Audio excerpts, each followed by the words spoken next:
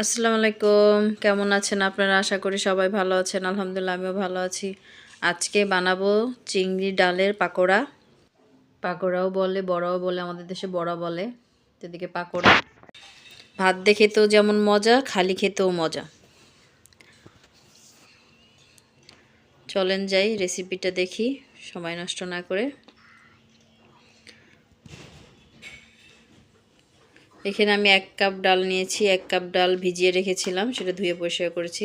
এখানে চিংড়ি মাছ আছে 1 কাপের বেশি হবে। পেঁয়াজ 8-10টা কেটে রেখেছি আমি এখানে। তো ডাল আর চিংড়ি মাছ আমি ব্লেন্ডার করে নিব।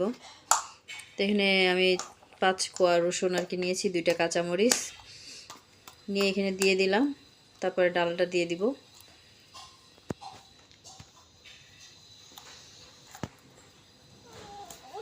আমি ডাল পোড়াটা দিয়ে দিয়েছি ঢেলে। এখন চিংড়ি মাছটা দিয়ে দিব। চিংড়ি মাছ আমি ধুয়ে পরিষ্কার করে রেখেছিলাম। চিংড়ি মাছটা পোড়াটা দিয়ে দিলাম। এখানে আর কিছু দিব না আমি, এখন সোজা এটাকে ব্লেন্ডার করে নিব। আমার ব্লেন্ডার করা হয়ে গেছে, একদম মিহি হয়ে গেছে আর কি, পাটায় বাটটা যেরকম হতো ওরকমই হয়েছে। আপনারা একটু সাবা রাখতে পারেন। তো আমি পেঁয়াজ যেগুলো কাটছিলাম সবগুলোই দিয়ে দিব, পোড়াটাই দিয়ে দিলাম। তো এখানে আমি কিছু কাঁচামরিচ, লাল সবুজ কাঁচামরিচ দিয়ে দিয়েছি 3-4টা। ঝালটা আপনাদের পছন্দ মতো দিবেন। তো এখানে কিছু ধনে পাতাও দিয়ে দিলাম, স্বাদ মতো লবণ। আমি 1 চামচ হলুদের গুঁড়া দিয়েছি, 1 চামচ মরিচের গুঁড়া। ঝালটা আসলে আপনাদের পছন্দ মতো দিবেন, আমরা ঝাল খাইতে পছন্দ করি। আমি একটু 1/2 চামচের মতো আস্ত জিরে দিয়েছি, সামান্য একটু জিরার গুঁড়া দিয়েছি। আমি ধনে ইউজ করিনি। তো এগুলো ভালো করে মাখাই নিব। এই মশলা দিয়ে কিন্তু খেতে দারুণ লাগে। বেশি কিছু মশলা, অনেক মশলা দিয়ে আর কি দরকার নেই, তো টেস্টটা নষ্ট হবে। এইভাবে খুব ভালো লাগে খেতে।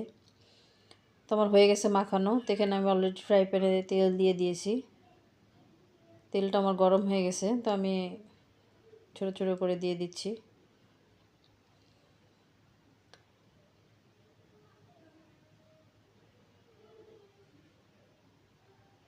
পোড়াটা দেবে, খেতে যা দারুণ আসলে। আমি এবার থেকে 3বার বানালাম।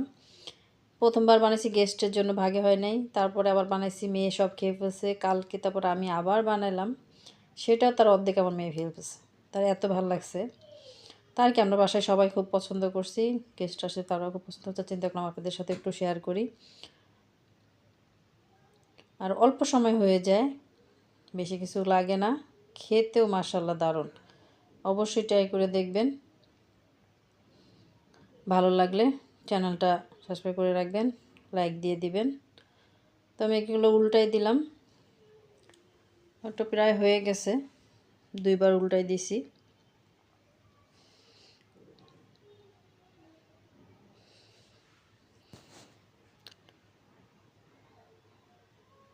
আমি এগুলোকে উঠাই ফেলবো। ভাজা হয়ে গেছে, এটা রেখে দিলে আপনার একদম মচমচ হয়ে যাবে। আর একটু ভাজলে আপনার আরও মচমচা হবে। গরম ভাতের সাথে তো মাশাআল্লাহ খুবই ভালো লাগে, সস দিয়ে খেতে আরও ভালো লাগে। যাক, আমার সবগুলো ভাজা হয়ে গেছে। তো একটু সাজিয়ে আপনাদের সামনে আনলাম, একটা ভেঙে আপনাদেরকে দেখাচ্ছি। দেখতেও যেমন লোভনীয়, খেতেও কিন্তু তেমন মজা। আমার ভিডিওগুলো যদি আপনাদের ভালো লাগে প্লিজ লাইক শেয়ার করে দিবেন, সাবস্ক্রাইব করে দিবেন। নতুন নতুন ভিডিও পেতে হলে আমার সাথে